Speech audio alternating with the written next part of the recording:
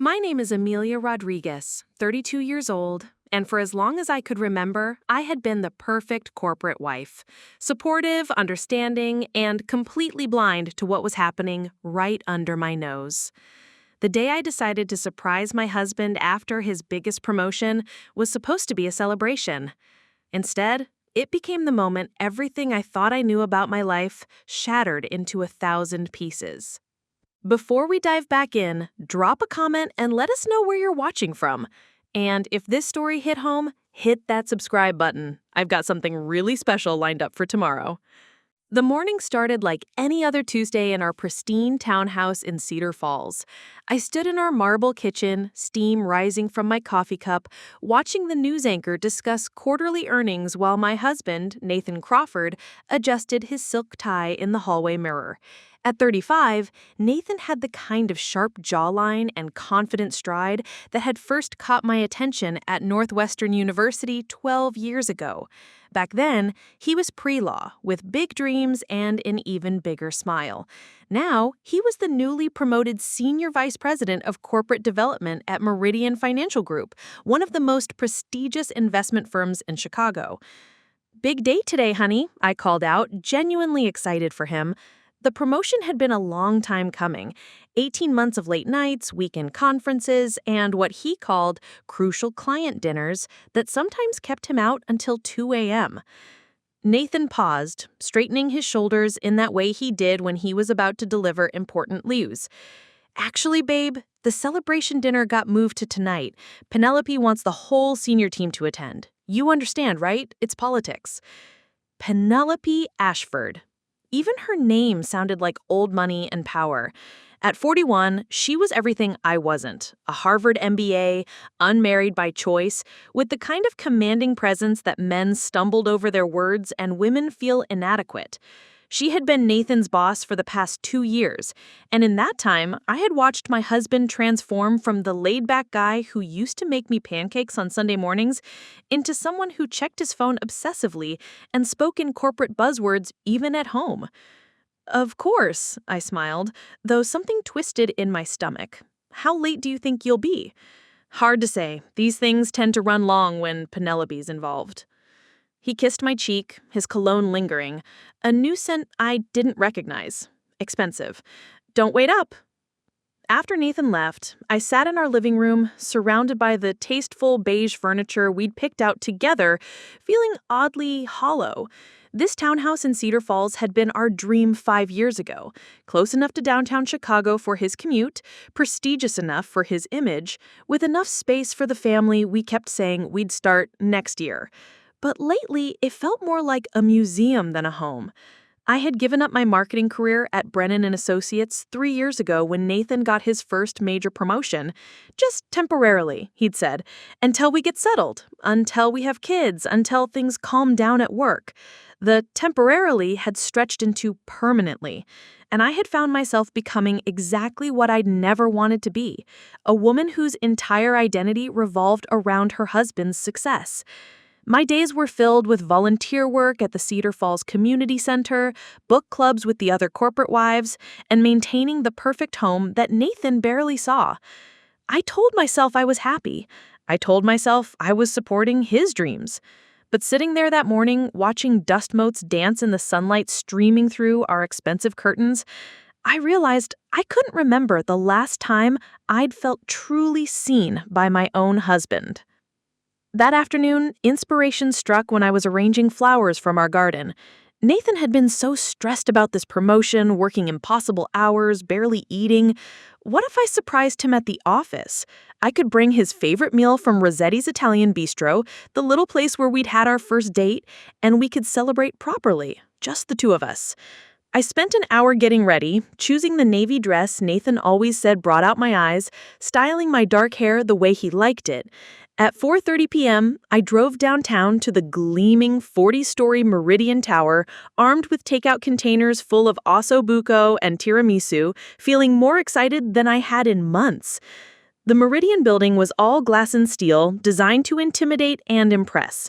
I'd been there for company events before, but never as a surprise visitor. The security guard, Harold, recognized me from the Christmas parties. Mrs. Crawford, here to see your husband. Congratulations on his big promotion. Thank you, Harold. I wanted to surprise him with dinner. He's up on the executive floor, 42nd, but you know that already. Harold winked as he handed me a visitor's badge. The elevator ride to the 42nd floor felt endless. I rehearsed what I'd say, picturing Nathan's face when he saw me, imagining how we'd laugh about this later. Maybe this would be the reset we needed. Maybe seeing each other outside our usual routine would remind us of who we used to be. The elevator dinged softly as the doors opened onto the executive floor. The hallway was eerily quiet. Most employees would have gone home by now. Meridian's executive suite was all dark wood paneling and oil paintings, designed to convey old-world stability and trust. Nathan's new corner office was at the end of the hall, his name freshly engraved on a brass nameplate. Nathan Crawford, Senior Vice President. I could see light spilling out from under his door, and I heard voices inside, Nathan's familiar laugh and a woman's lower murmur. Perfect, I thought.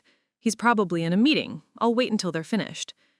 I approached the door quietly, not wanting to interrupt, planning to peek through the glass panel to see if it looked like they were wrapping up. But when I looked through that glass panel, the takeout containers slipped from my hands and crashed to the marble floor with a sound that echoed through the empty hallway like a gunshot.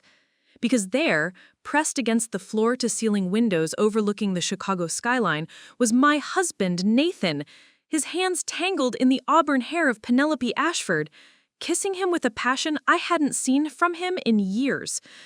The sound of the containers hitting the floor made them break apart. Nathan's face went white as our eyes met through the glass. Penelope turned, and for just a moment, I saw something flash across her face that wasn't surprise, it was satisfaction. They scrambled apart, Nathan frantically straightening his tie, while Penelope smoothed her skirt with the kind of composure that suggested this wasn't their first time being almost caught. That's when I realized this wasn't just a promotion celebration dinner that got moved. There never was a dinner with the senior team.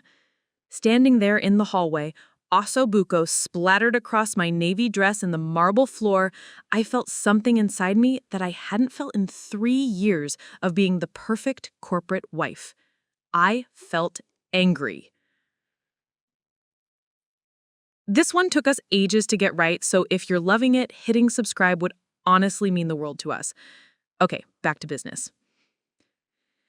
Nathan fumbled with the door handle, his face cycling through expressions I'd never seen before.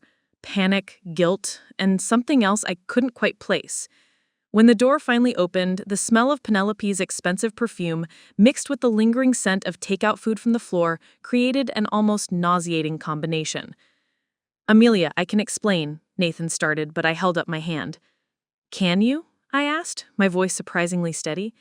"Can you really explain why you're kissing your boss when you're supposed to be in a team dinner that apparently doesn't exist?"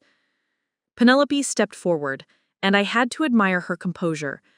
Not a hair out of place, her lipstick somehow still perfect, her charcoal gray suit unwrinkled.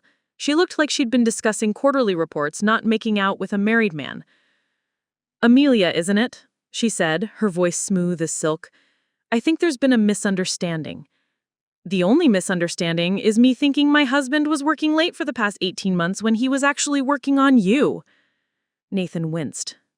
"Amy, please, let me explain. It's not what you think." "It's not what I think?" I almost laughed. "Nathan, I just watched you kiss another woman through a glass door. What exactly am I supposed to think?" "It was a moment of celebration," Penelope interjected smoothly. "Nathan got the promotion he's been working toward for years. Emotions were high. People do things they don't mean when they're caught up in success." I looked at her, really looked at her, and saw something that made my blood run cold. This woman wasn't embarrassed or apologetic. She was calculating. Even now, she was working an angle. "How long?" I asked Nathan, directly, ignoring Penelope entirely. "Amy, I swear, this was the first time anything like this. How long?" Nathan's shoulders sagged. 6 months, he whispered. The number hit me like a physical blow. 6 months of lies. 6 months of late meetings and client dinners and weekend conferences. 6 months of me making excuses for his distance, his distraction, his new cologne. 6 months, I repeated slowly. So this started right around the time you convinced me to quit volunteering at the animal shelter because it was taking too much of my time. The same time you said we should put off having kids for another year because you needed to focus on your career. Nathan couldn't meet my eyes. It's complicated. No, I said, and felt something inside me shift, something that had been dormant for 3 years of being the accommodating wife. I felt angry. Penelope stepped closer to Nathan, a gesture so possessive and natural that it told me everything I needed to know about who held the power in their relationship. Amelia, she said, her voice taking on a patronizing tone that made my skin crawl.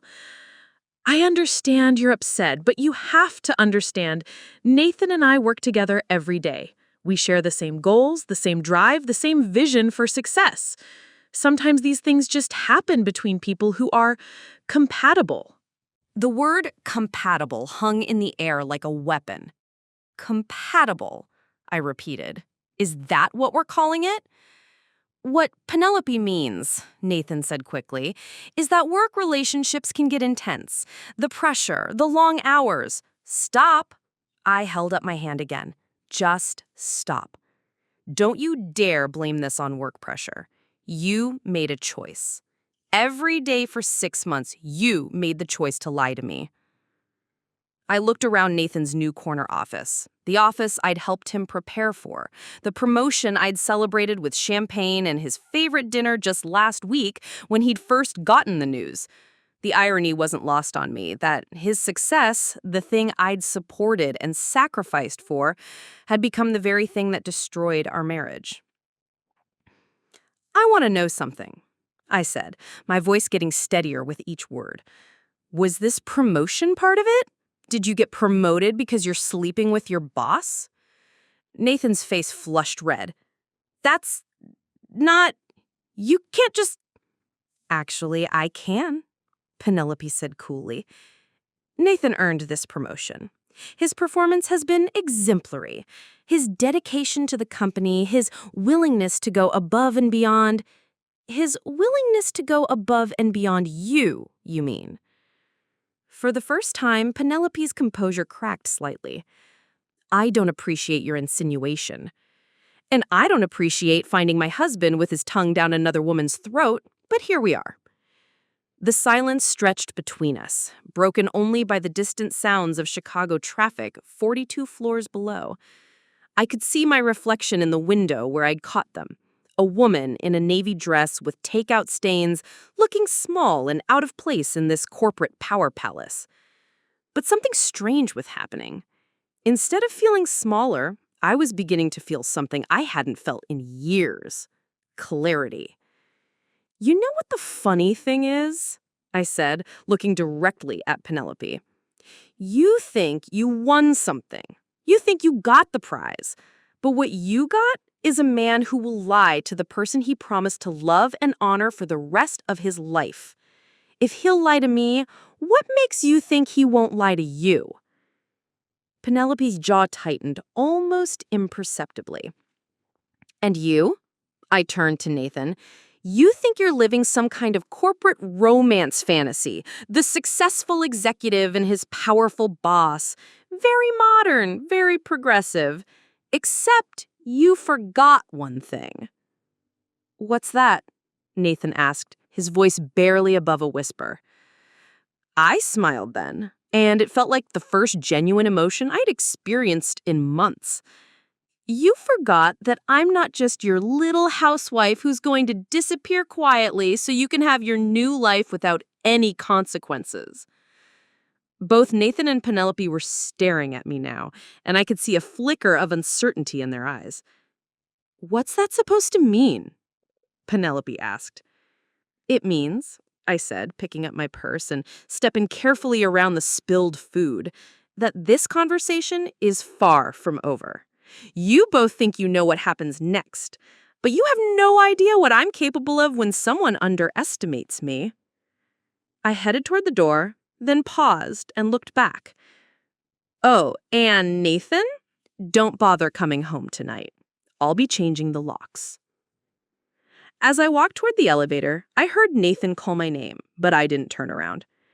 For the first time in 3 years, I had somewhere important to be, and it wasn't standing around waiting for scraps of attention from a man who'd already made his choice. The elevator doors closed, and I saw my reflection again. But this time, I didn't see a woman who'd been betrayed and broken. I saw a woman who was about to remind two very smug people that they'd made a serious mistake in thinking I was powerless. They had no idea what was coming. The drive back to Cedar Falls was a blur of streetlights and racing thoughts. By the time I pulled into our driveway, my hands had stopped shaking, but my mind was crystal clear for the first time in months. I sat in my car for a moment, staring at the house that had been my prison disguised as paradise, and I started to laugh. Not the hysterical laugh of a woman having a breakdown, the laugh of someone who just realized they'd been playing chess while everyone else thought it was checkers. You see, what Nathan and Penelope didn't know, what nobody knew, was that the perfect housewife they'd dismissed had been preparing for this moment for over a year. It started 18 months ago, not with suspicion, but with boredom. Nathan had begun working his mysterious late nights, and I found myself with endless empty hours to fill. That's when I stumbled across an online course catalog while aimlessly browsing the internet. Digital marketing and data analytics for the modern professional. On a whim, fueled with wine and nostalgia for my old career, I enrolled. The course was supposed to be a hobby, something to make me feel intellectually stimulated again. But I discovered something I'd forgotten about myself. I was brilliant at it. Better than brilliant. I had an intuitive understanding of digital patterns, consumer behavior, and data interpretation that impressed even my instructors. One course became 2. 2 became 4. Within 6 months, I'd completed a full certification program in digital marketing, data analytics, and something that would prove far more valuable than I could have ever imagined: digital forensics. But it wasn't just the courses. During those long evenings when Nathan was allegedly working, I'd started freelancing under a pseudonym, Sophia Martinez. I told myself it was just for fun, a way to keep my skills sharp. What started as small social media campaigns for local Cedar Falls businesses had evolved into something much bigger. I was good, really good. Within a year, Sophia Martinez had built a client roster that included 3 Fortune 500 companies who had no idea they were working with a housewife from the suburbs. The income I was generating was more than respectable. It was substantial. But more importantly, the skills I was developing were giving me insights into the digital world that most people never even realized existed. That's when the real revelation began. It was 8 months ago when I first noticed the charges. Nathan had always handled our finances, another thing I'd given up in the name of being supportive. But when I started earning my own money, I opened my own accounts and began paying closer attention to our household expenses. $347 at Chez Laurent, the most expensive French restaurant in downtown Chicago, on a Tuesday night when Nathan said he was in a budget meeting. $89 at Victoria's Secret on a Thursday afternoon, lingerie I'd never seen. Hotel charges for the Renaissance downtown on nights when he claimed to be working late at the office. A normal wife might have confronted him, but I wasn't a normal wife anymore. I was a woman with new skills and a growing suspicion that the man I'd trusted with my entire life had been lying to me for months. So I did what any skilled digital analyst would do. I investigated. It's amazing what you can discover when you understand data patterns and have legitimate access to shared accounts. Nathan's credit card statements told a story of a double life. His phone records, which I could access through our family plan, showed hours of calls to a number that belonged to Penelope Ashford.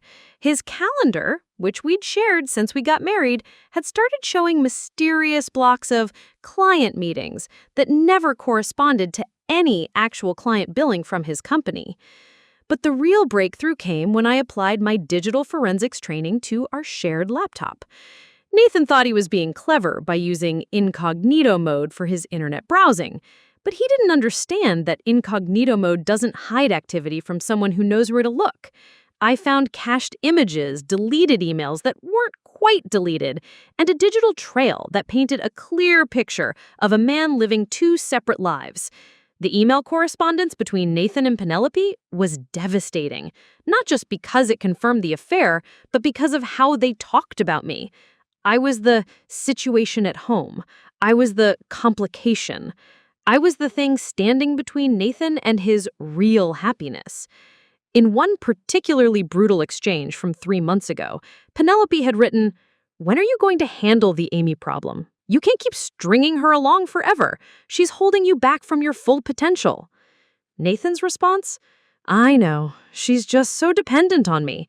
She gave up her career. She has no friends outside of the wives' circle. I feel guilty about destroying her, but you're right. I can't keep living this double life." Dependent. No friends. Destroying her. They had no idea that the woman they were discussing was building a 6-figure business, had developed expertise in fields they couldn't even spell, and was documenting every single one of their lies with forensic precision. But knowledge wasn't enough. I needed leverage. That's when I remembered something from my old marketing days. Information is only powerful if you know how to use it strategically. I began to plan. First, I hired a private investigator, not because I needed more proof of the affair, but because I needed professional documentation that would hold up in legal proceedings. Margaret Chen from Blackwood Investigations was discreet, thorough, and completely unimpressed by Nathan's attempts at subterfuge. "Your husband thinks he's James Bond, but he's more like Inspector Clouseau. They meet at the same hotel, same day of the week, park in the same spot every time.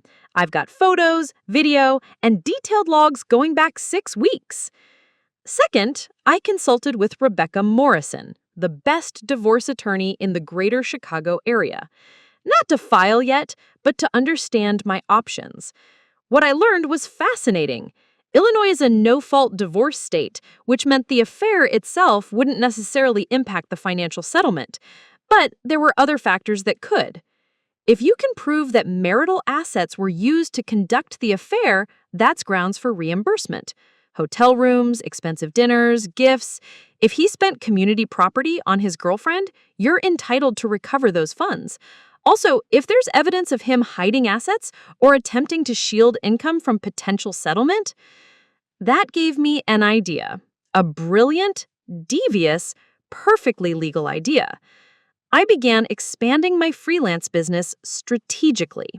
Every project I took on, every client I signed, every dollar I earned went into accounts that Nathan knew nothing about.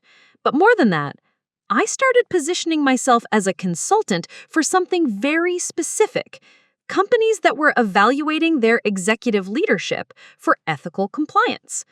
It's amazing how many corporations are concerned about executives who engage in workplace relationships, especially when those relationships involve potential conflicts of interest, abuse of power, or misuse of company resources. By the time I caught Nathan and Penelope in his office, Sophia Martinez had become a respected consultant specializing in corporate ethics investigations. I had contracts with firms that competed directly with Meridian Financial. I had a network of contacts throughout Chicago's business community. Most importantly, I had a skill set that could expose every detail of their unprofessional relationship and its impact on their company. But the real masterstroke was yet to come. 3 weeks before Nathan's promotion was announced, I'd pitched a project to Harrison and Associates, the headhunting firm that specialized in executive placements for Chicago's top financial companies. They were looking for someone to conduct background research on high-level candidates. Not just their professional qualifications, but their character, their judgment, their potential liability to the companies that might hire them. "We need someone who can dig deep," Harrison's senior partner had told me. "These executives make million-dollar decisions. One scandal, one ethical lapse, one poor judgment call, and it can cost our clients everything." I'd gotten the contract immediately. And Harrison and Associates had a very interesting client list, including Meridian Financial's biggest competitors. So while Nathan was celebrating his promotion and his affair, while Penelope was planning their future together, I was building something they couldn't imagine. I wasn't just the betrayed wife with hurt feelings. I was a woman with professional credentials, financial independence, legal representation, documented evidence, and a network of contacts who were very interested in the ethical standards of Meridian Financial's senior leadership. As I sat in my car that evening, looking at the house I was about to reclaim, I realized that Nathan and Penelope had made a critical error in judgment. They'd underestimated me completely. They thought I was dependent, powerless, someone who could be easily discarded when she became inconvenient. Instead, they'd given me 18 months to become exactly the kind of person they should have been afraid of from the beginning. Tomorrow, they were going to find out just how expensive that mistake would be. I didn't sleep that night. Instead, I sat at my kitchen table with my laptop, 3 cups of coffee, and a satisfaction I hadn't felt in years. By 3 a.m., I had drafted 7 different emails. By 5 a.m., I was ready to change the locks. By 7 a.m., Nathan was banging on the front door. "Amelia, open this door right now. This is my house, too." I watched him through the peephole, still in yesterday's wrinkled suit, his hair disheveled, his eyes wild with the kind of panic that comes when someone realizes their carefully constructed lies are falling apart. He looked pathetic. I opened the door but kept the chain lock engaged. "Can I help you, Nathan?" "Cut the games, Amy. We need to talk. I can explain everything." "Actually, we don't need to talk. You need to listen." I held up my phone. "I'm recording this conversation for legal purposes, just so you know." His face went white. "Legal purposes? Amy, you're overreacting. Yes, I made a mistake, but..." "Mistake?" I almost laughed. "Nathan, a mistake is forgetting to pick up milk. A mistake is double booking a dinner reservation. What you did was conduct a systematic campaign of lies and emotional abuse for 6 months while using our shared assets to fund your affair." "Our shared assets? What do you mean?" I slid a manila folder through the gap in the door. Page 3, itemized list of every dinner, hotel room, gift, and business expense you've charged to our joint accounts over the past 8 months. Total comes to $23,847. I'll be expecting reimbursement. Nathan fumbled through the pages, his face growing paler with each line item. Where did you get this?" "I got it from our credit card statements, our bank records, and basic addition, Nathan. It's not exactly forensic accounting. You can't just lock me out of my own house. Watch me." I started to close the door, but Nathan pushed against it. "Amy, please. I know I screwed up, but we can fix this. Penelope doesn't mean anything to me. It was just..." "Stop." My voice cut through his pleading like ice. "Don't you dare minimize what you did by claiming it was meaningless. I've read your emails, Nathan. I've seen the photos Margaret took.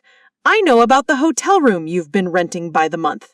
I know about the weekend trip to Napa you told me was a client conference.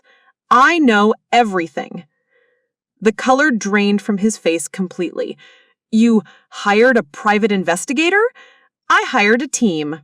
Margaret Chen from Blackwood Investigations is very thorough. She was particularly impressed with how predictable your affair schedule was. Same hotel, same day of the week, same parking spot. She said it was amateur hour." Nathan stepped back from the door, and I could see his mind racing, trying to calculate how much I knew and how much trouble he was in. "What do you want?" he asked finally. I want you to understand something very clearly. This isn't a negotiation. This isn't a discussion about how we can work things out. This is me informing you that your actions have consequences. My phone buzzed with a text. Perfect timing. Oh, and Nathan, you might want to check your office email. I believe you'll find some interesting messages waiting for you. He pulled out his phone with shaking hands, his face reflecting the glow of the screen as he read, then read again, then looked at me with something that might have been terror. What did you do? I did my job. You see, while you thought I was sitting at home being the perfect little housewife, I was actually building a career. A very successful career in corporate ethics consulting. Nathan's mouth fell open. What? Harrison and Associates hired me 6 months ago to conduct background research on executive candidates, conflict of interest assessments, character evaluations, due diligence on potential liability risks. I smiled sweetly. Guess whose file just got very interesting? You can't. There are laws about this kind of thing. Harassment, defamation. There are also laws about fiduciary responsibility and workplace ethics violations. Did you know that Meridian Financial has a very strict policy about relationships between supervisors and subordinates? Section 4.2 of your employee handbook.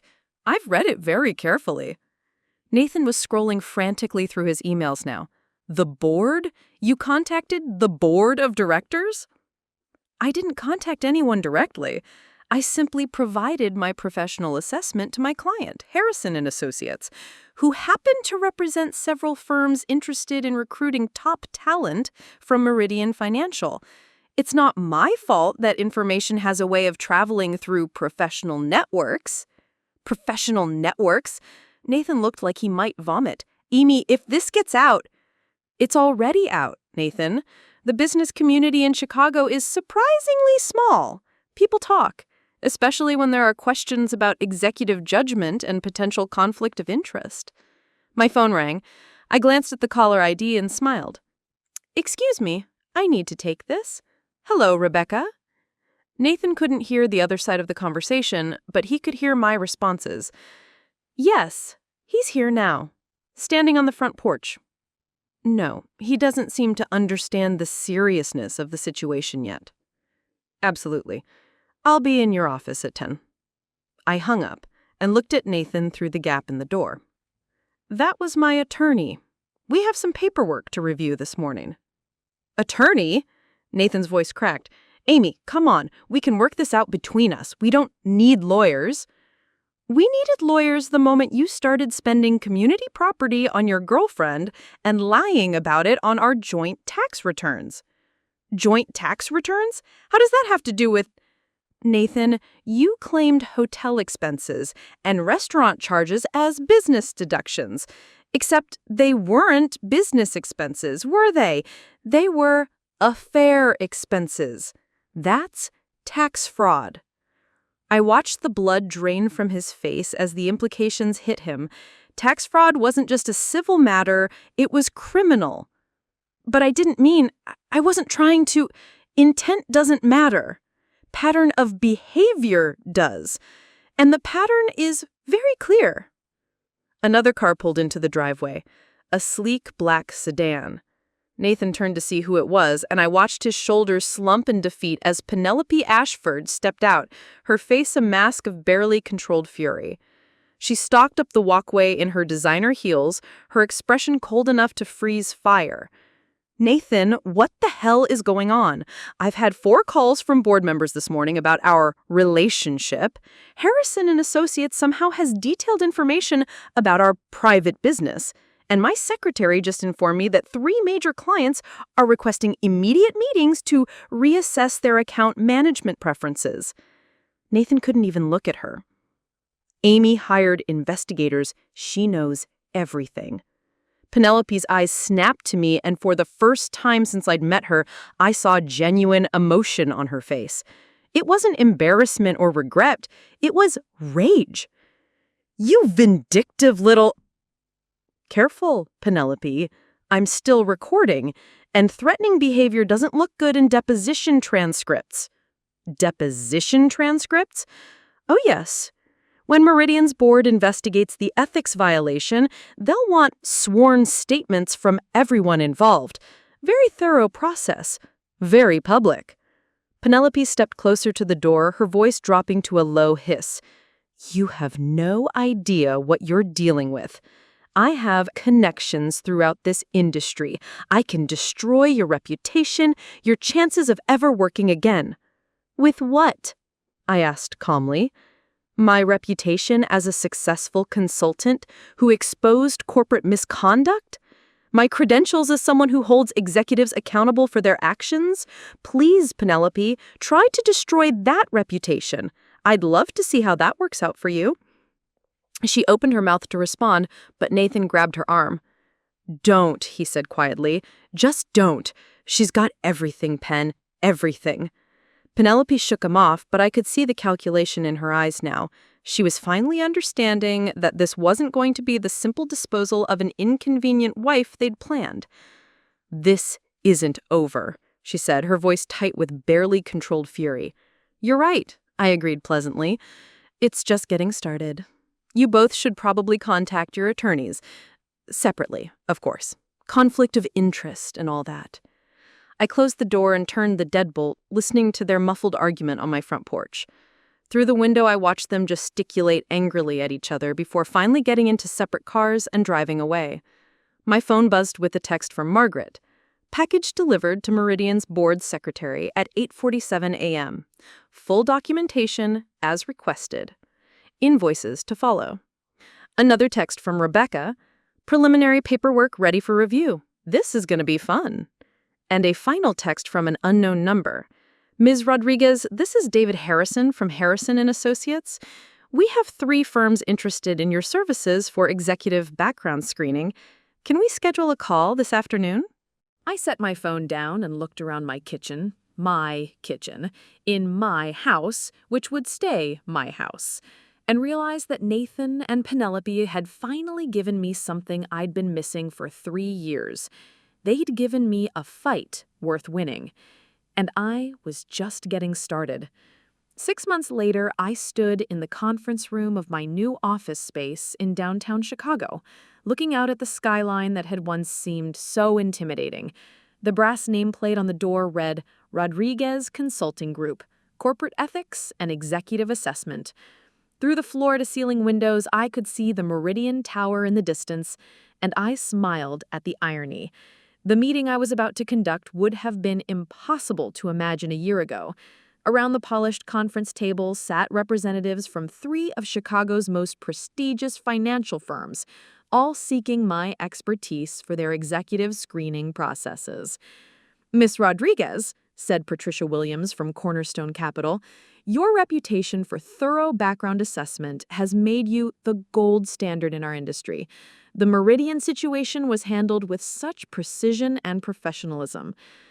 The Meridian situation. That's what they called it now in corporate circles, a cautionary tale about executive conduct and the importance of thorough vetting processes. The fallout had been swift and complete. Within 2 weeks of my documentation reaching Meridian's board, Nathan had been placed on administrative leave pending investigation. Penelope had lasted slightly longer, but once the ethics committee completed their review, she'd been given the choice between resignation and termination. She'd chosen resignation, though the distinction was largely academic since her reputation in Chicago's financial sector was effectively finished. Nathan had tried to fight the divorce proceedings, convinced that he could somehow negotiate his way out of the consequences. That lasted exactly until Rebecca presented the evidence of tax fraud to his attorney. The settlement had been remarkably generous to me. The house, the cars, half of his retirement accounts, and reimbursement for every penny he'd spent on his affair, plus spousal support for 3 years while I rebuilt my career, a detail that still made me laugh since my consulting business was now generating more revenue than Nathan's old salary had ever provided. The executive screening process we've developed focuses on 3 key areas: financial integrity, relationship transparency, and decision-making patterns under pressure. We found that these indicators are remarkably predictive of long-term leadership success. What I didn't tell them was that the methodology had been refined through one very personal case study. Nathan and Penelope had provided the perfect blueprint for identifying executives who prioritized personal gratification over professional responsibility. My phone vibrated with a text during a brief break in the meeting.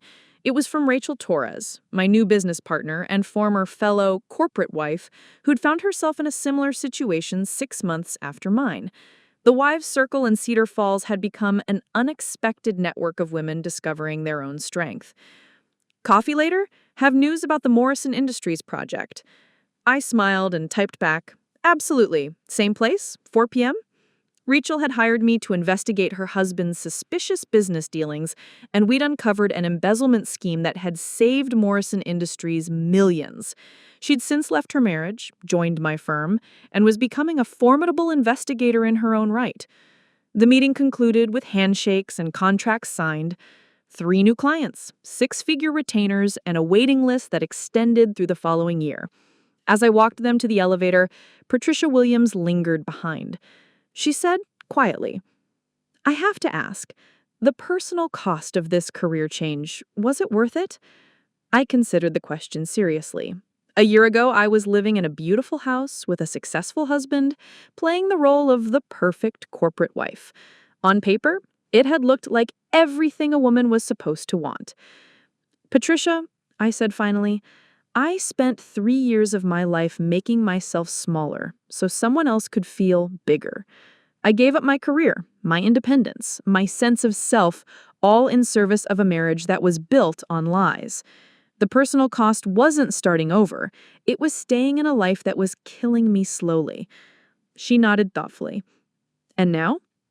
I now wake up every morning knowing exactly who I am and what I'm capable of. I built this business with my own hands, my own intelligence, my own determination. No one can take that away from me. After she left, I returned to my office to find an unexpected visitor waiting in the lobby. Nathan sat in the leather chairs, looking older and more worn than I remembered.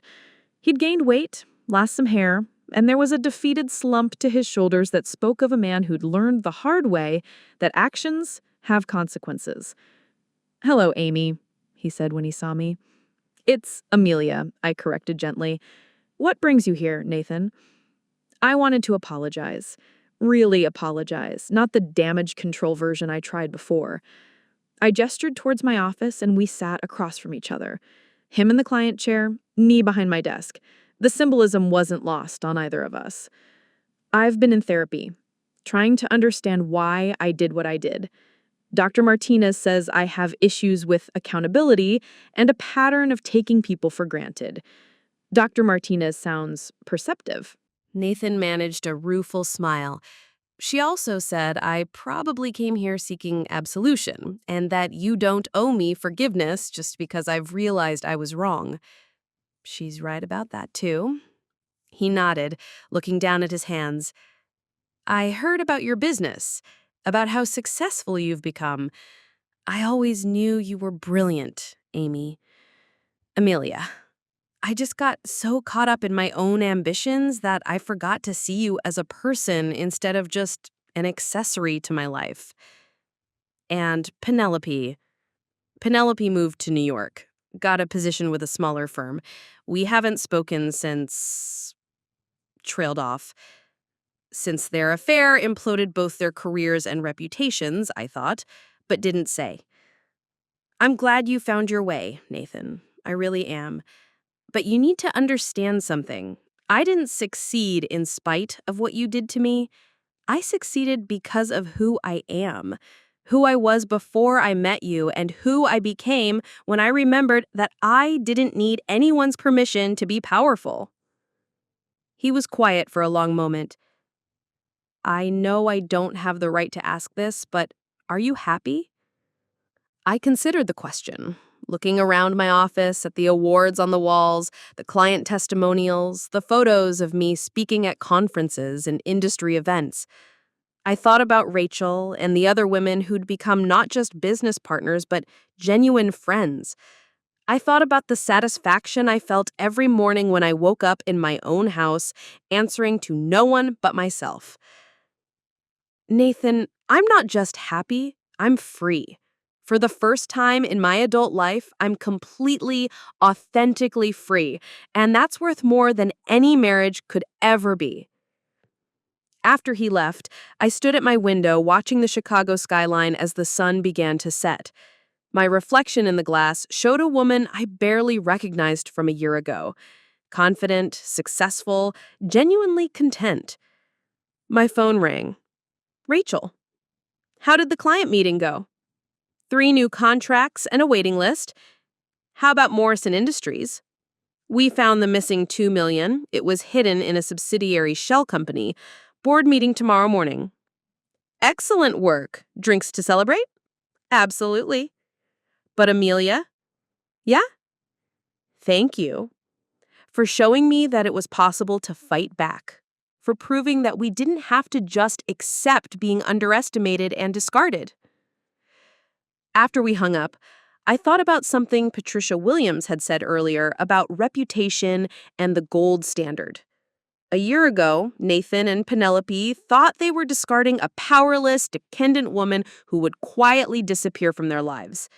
Instead, they had created their worst nightmare, a woman who'd learned exactly how much damage could be done by someone who understood their weaknesses better than they understood themselves.